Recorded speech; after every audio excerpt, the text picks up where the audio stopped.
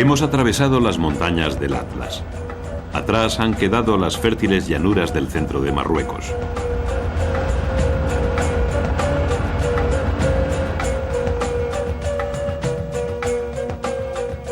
Nos adentramos ahora en un paisaje desnudo, monótono, en el que mires donde mires, lo único que encuentras es tierra.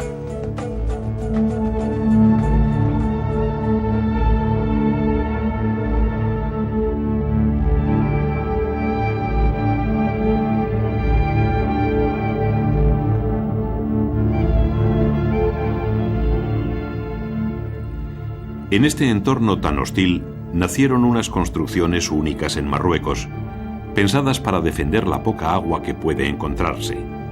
Son los qusur o poblaciones fortificadas.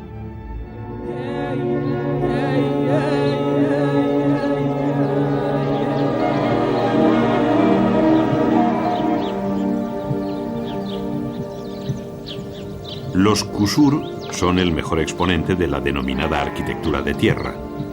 A base de tierra y agua, las materias primas que más fácilmente pueden hallarse aquí, surgen estas impresionantes edificaciones cuyo color es similar al del suelo sobre el que se elevan.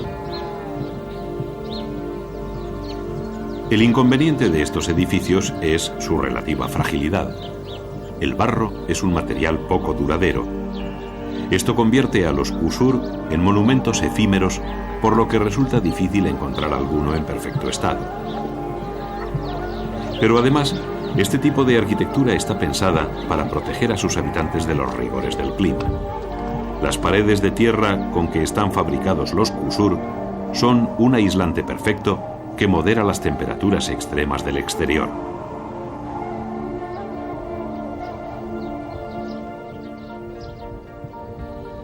Los pueblos de esta región supieron utilizar estas fortalezas para defenderse de los ataques lanzados tanto por las tribus nómadas vecinas como por otras provenientes de mucho más lejos, del corazón del Sáhara.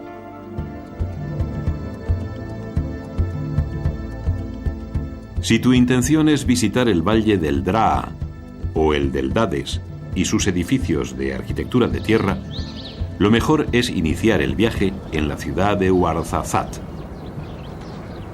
En Ouarzazate verás esta casba de Taurit, llamada también Palacio de los Glauitas.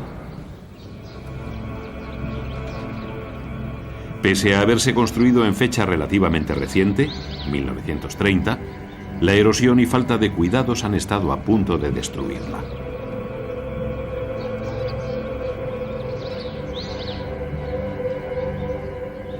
Para conservar estos monumentos de tierra se creó aquí una institución especializada, el Centro de Conservación y Rehabilitación del Patrimonio Cultural Atlásico y Subatlásico, dependiente del Ministerio de Cultura marroquí. Con grandes esfuerzos y gracias a los fondos del gobierno marroquí y de otros países, sus responsables tratan de preservar este tipo de arquitectura, catalogando sus edificios de barro y rehabilitándolos con la intención de mantener la tradicional forma de vida asociada a ellos.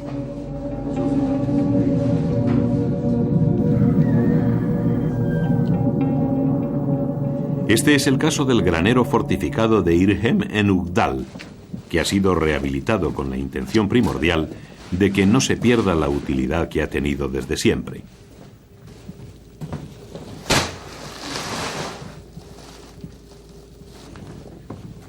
El Centro de Rehabilitación presta ayuda a iniciativas destinadas a la recuperación de la arquitectura de tierra, aunque éstas sean de carácter privado y realizadas por extranjeros.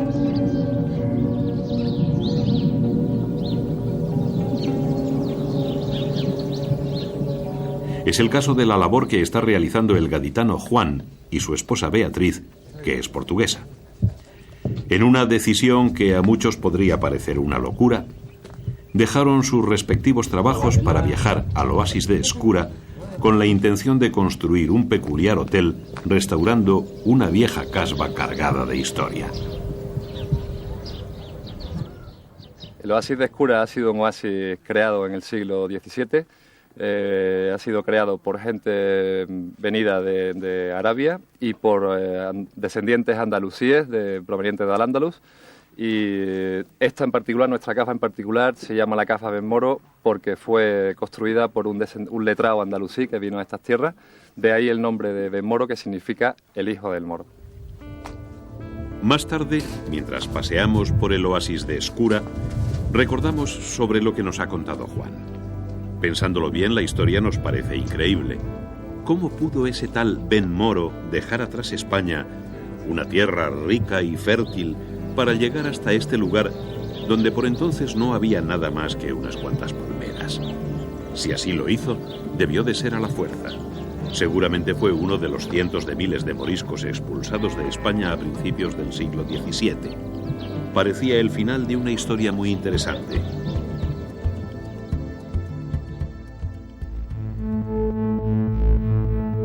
A finales del siglo XV, en los reinos cristianos de la península ibérica, sigue viviendo una importante minoría musulmana, a los que se les permite seguir practicando libremente su religión. A esta gente se les denominó desde entonces con el nombre de mudéjares. Esta situación de supuesta convivencia se mantuvo incluso tras la toma de Granada, el último reino musulmán en España. Los mudéjares siguen profesando su religión y mantienen sus costumbres, pero junto a esta tolerancia se mantiene también el histórico desprecio de muchos cristianos hacia los musulmanes, lo que se traduce en una creciente marginación de los mudéjares.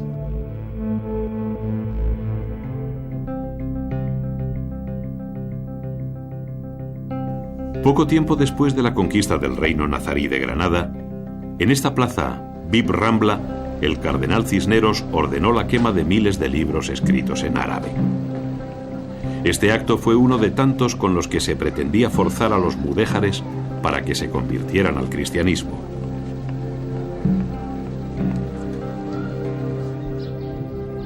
Tanta represión arrastró a los mudéjares del Albaicín a una violenta rebelión contra los cristianos. Este fue el principio del fin de los musulmanes en la península. Los mudéjares fueron entonces obligados a convertirse o exiliarse. Muchos musulmanes abandonaron sus tierras, pero otros aceptaron forzosamente el bautismo. A estos ya no se les llamará mudéjares. Pasaron a ser conocidos como moriscos, es decir, conversos, al menos aparentemente.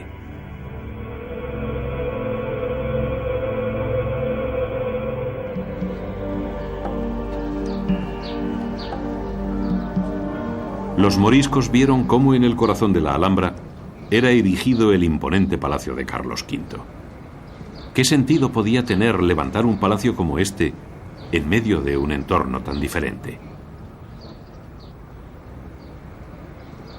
Parece lógico pensar que el emperador quiso dejar clara constancia de que la cristiandad había derrotado por fin al Islam tras 8 siglos de lucha.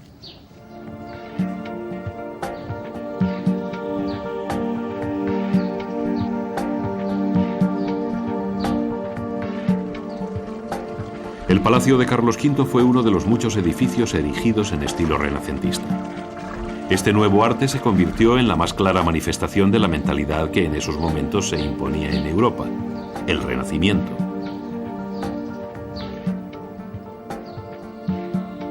Es esta también una etapa de profundos cambios sociales.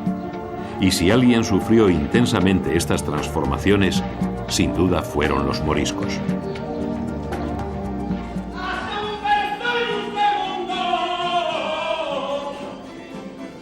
Nos encontramos en Adra. Este grupo de personas disfruta en una taberna, frente a un buen plato de jamón serrano, secado naturalmente en la Alpujarra. Cantan trovos, coplas que los cantantes improvisan alternándose. Esta costumbre, genuinamente alpujarreña, puede tener su origen en Al-Ándalus, donde se organizaban justas poéticas en las que los poetas competían entre sí, componiendo versos sobre la marcha. El idioma es el rasgo más característico de una cultura. Mientras los moriscos habitaron la Alpujarra, no dejaron de hablar la lengua de sus antepasados, el árabe. Este idioma ha dejado una profunda huella en el castellano. Aceituna. Zitun. Arroz. Arroz. Alcohol. Alcohol. Limón. Limón. El denominado legado lingüístico de Al-Ándalus consta de varios miles de palabras de origen árabe, muchas de las cuales han pasado a otros idiomas extranjeros a través de España.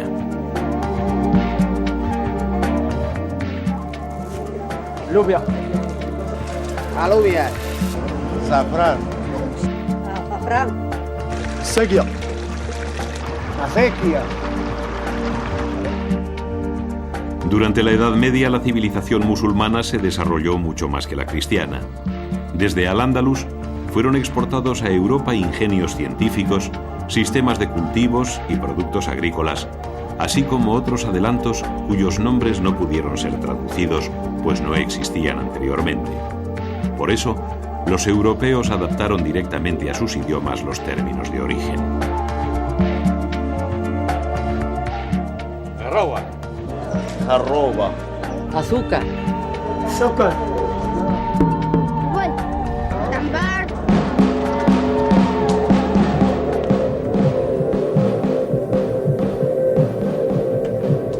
A mitad del siglo XVI, los tambores de guerra estaban próximos a sonar. Los intentos por integrar a los moriscos iban acompañados por prohibiciones como el cierre de los baños públicos. Hacia 1568, tras la injusta incautación de numerosas tierras a los moriscos, la situación se hace insostenible. En las Navidades de 1568 tuvo lugar una reunión secreta en la que se decidió llamar a la sedición a todos los moriscos. La reunión pudo celebrarse en esta casa del Albaicín, llamada de Aben Umeya. De aquella reunión salió elegido el jefe de los rebeldes. Hernando de Córdoba y Valor fue nombrado rey de los moriscos, por lo cual tomó el nombre de Aben Umeya o descendiente de los antiguos omeyas de Córdoba.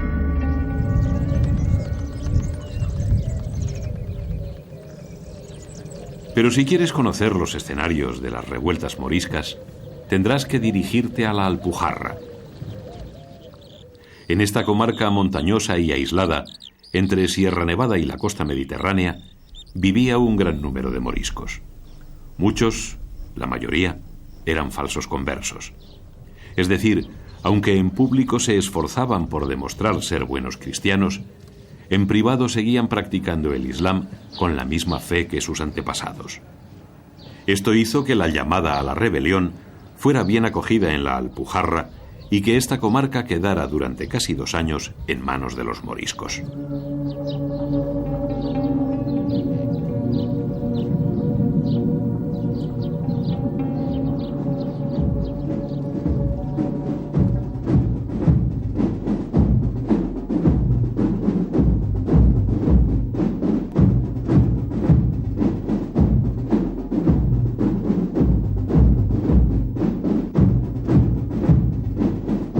Así, en la primavera de 1569, Felipe II encomendó a don Juan de Austria a acabar con la revuelta.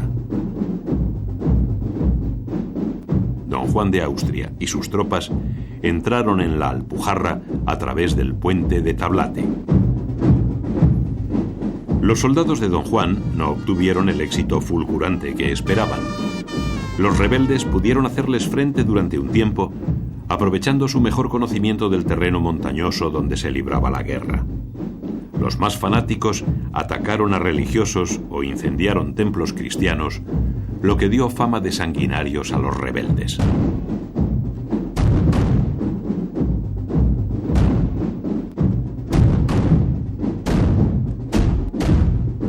Como cada año, los habitantes de la localidad granadina de Béznar recuerdan la entrada de las tropas cristianas a la localidad en las fiestas de su patrona.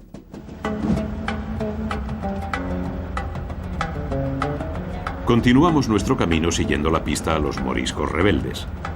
Encontramos una referencia a ellos en una novela de Ginés Pérez de Hita llamada Guerras Civiles de Granada. Este escritor recoge un episodio de la guerra acaecido en la localidad almeriense de Purchena. Hacia allí nos dirigimos.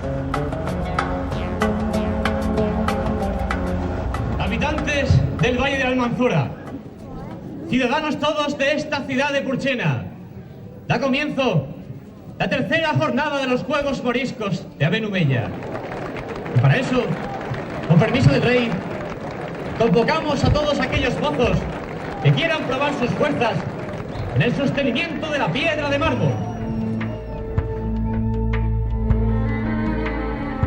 En 1569, el jefe de la revuelta, Abenumella, se dirigió con un importante contingente de rebeldes hacia el valle del río Almanzora para someter esta comarca.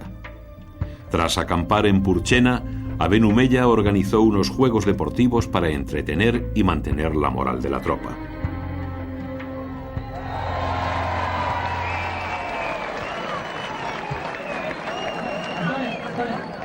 Estos juegos fueron recuperados hace unos años por el Ayuntamiento de Purchena. Durante 5 jornadas, en la Plaza Larga, tienen lugar diversas competiciones. Los moriscos lograron tomar este castillo de Purchena, como hicieron con gran parte del reino de Granada, pero su victoria fue efímera.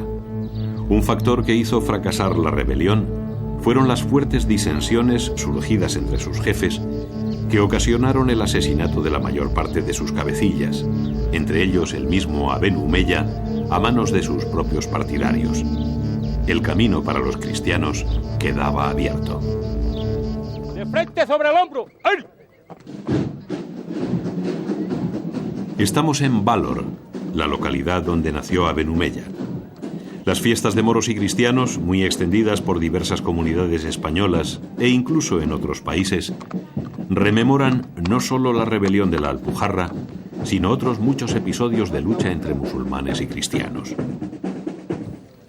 Ya la aurora despunta, del occidente se distinguen sus tibios resplandores, y del hermoso sol, su luz ardiente viene a dar vida a las gallardas flores. Y con su acento agusto y poderoso, ¡atrás y más allá! ¡Dijo la muerte! Contemplar estas fiestas es todo un espectáculo. Los vecinos de Valor recrean básicamente un desembarco de piratas musulmanes en las costas granadinas. Estos ataques desde el mar reforzaron la resistencia morisca durante la Guerra de las Alpujarras. Pero la revuelta estaba destinada al fracaso.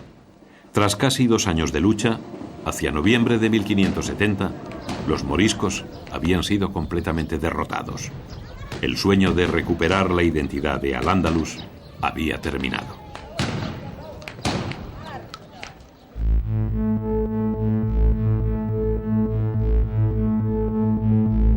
Tras la derrota, los 80.000 moriscos granadinos que no murieron o huyeron fueron desterrados a otros lugares de Castilla y Aragón. Sus casas y haciendas fueron ocupadas por repobladores cristianos. La dispersión no contribuyó a su integración, sino todo lo contrario. Allá donde llegaban eran mal recibidos. A su vez, los moriscos odiaban con mayor intensidad a los cristianos. A finales del siglo XVI, en Granada, un grupo de intelectuales moriscos ideó un plan para tratar de acercar ambas mentalidades.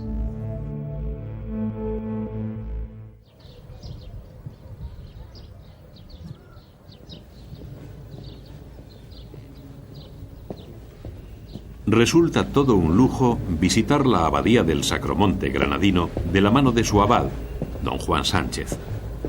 Nuestra intención es acercarnos a unos hechos que convulsionaron una vez más las relaciones entre moriscos y cristianos a finales del siglo XVI.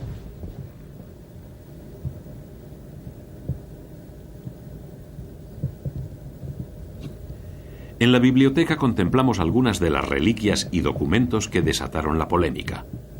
Se hallaron al derribar una torre cercana a la actual catedral.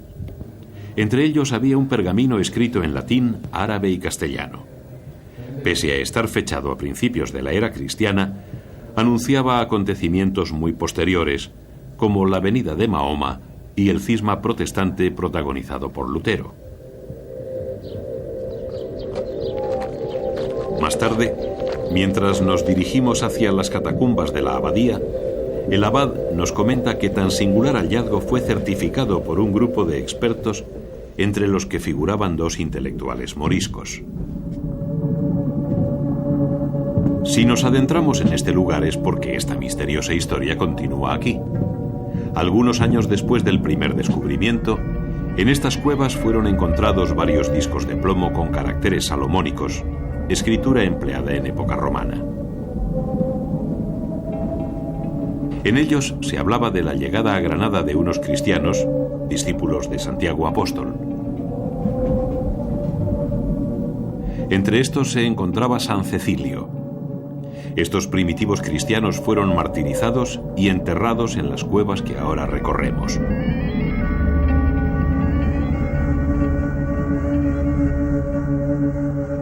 Los discos se referían también a Santiago Apóstol como portador de un libro en árabe. Ello venía a sugerir que el apóstol hablaba dicha lengua e incluso que él mismo era árabe. Al mismo tiempo, en los pergaminos, aparecía por todas partes la estrella de David, símbolo judío. Las supuestas reliquias despertaron el interés de los doctores de la Iglesia, hasta el punto de que por esa causa fue erigida esta abadía. Sin embargo, en realidad, tales documentos eran falsos. Hoy ha quedado demostrado que todo fue una trama bien urdida por moriscos para demostrar que en el nacimiento del cristianismo intervinieron sabios árabes. Los libros plúmbeos se volvieron entonces en contra de quienes los idearon. Los hallazgos se convirtieron en pretexto para dar fe de que allí donde habían reinado tanto tiempo los musulmanes, la presencia cristiana era mucho más antigua.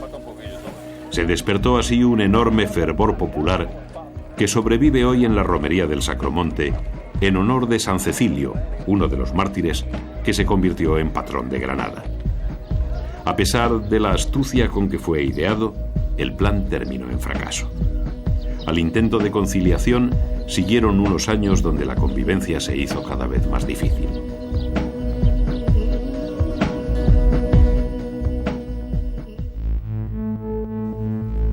Durante el último tercio del siglo XVI, los turcos, los mayores defensores por entonces del Islam, amenazan con dominar el Mediterráneo. Sin embargo, una alianza entre españoles y venecianos logra frenarlos en Lepanto. Los españoles son capaces de cualquier cosa con tal de debilitar al Imperio Otomano, incluso establecer una alianza con Marruecos, un enemigo tradicional, para detener su expansión al oeste de Argel.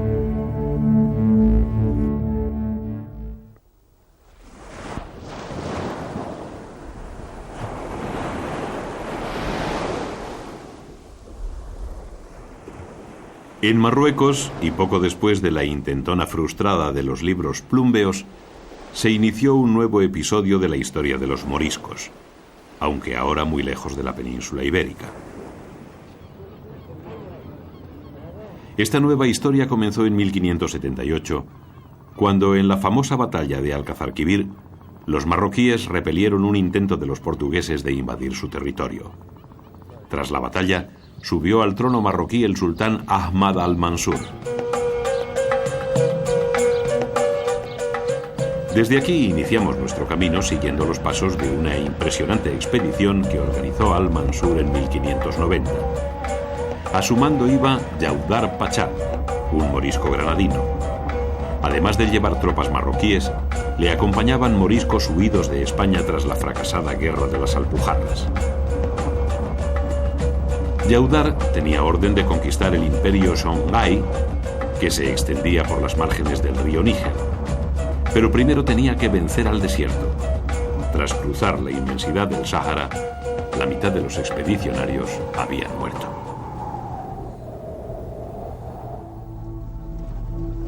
Ya hemos llegado a nuestro destino, las orillas del Níger, donde tuvo lugar una gran batalla. En Tomdibi se produjo el encuentro entre los dos ejércitos. Los Songhai superaban a la tropa de Yaudar Pachá en una proporción de 40-1. Pero mientras aquellos iban armados con flechas y lanzas, los de Yaudar contaban con mosquetes y arcabuces. Las aguas del Níger nos conducen a través del antiguo territorio conquistado por Yaudar a lugares en los que el oro era abundante, donde fluía un gran río que daba vida a todo cuanto tocaba. En estos lugares pensó firmemente Yaudar en crear un nuevo Al-Ándalus del que él sería rey.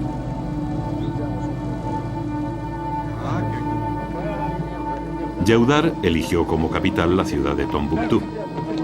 Nunca se podrá saber si hubiera conseguido recrear un nuevo Al-Ándalus en este lugar tan alejado de su patria, pues a los pocos años Yaudar regresó a Marruecos por orden de su rey y nunca más volvió al Níger.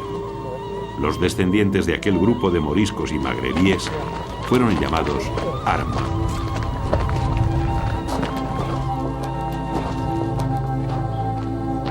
Uno de los rasgos más característicos de los Arma es la arquitectura de sus viviendas. En ellas, la sobriedad de las construcciones propias del país queda marcada por influencias andalusíes y magrebíes. Estas influencias pueden apreciarse en ciertos detalles de ventanas y puertas, en un lujo al que no aspiran las viviendas normales de esta región.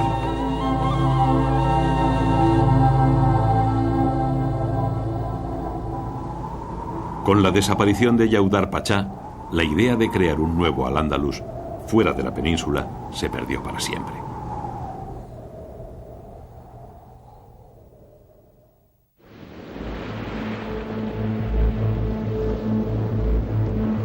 El último episodio de esta historia acaba en tragedia. La de más de 300.000 moriscos que fueron obligados a abandonar España entre 1609 y 1612. Los historiadores no encuentran una razón clara para que la decisión, que tarde o temprano había de producirse, tuviera lugar precisamente en esta fecha. Lo que sí está claro es que la medida afectó gravemente a la agricultura o a la artesanía, donde la contribución de los moriscos resultaba decisiva. Muchos campos y talleres quedaron abandonados durante décadas.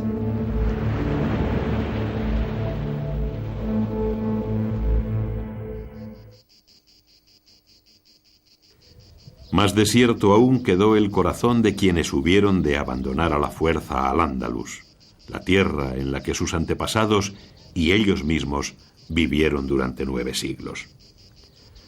Nada mejor para ilustrar esta amargura que un texto extraído del Quijote, obra escrita en el mismo tiempo en que se produjo la expulsión.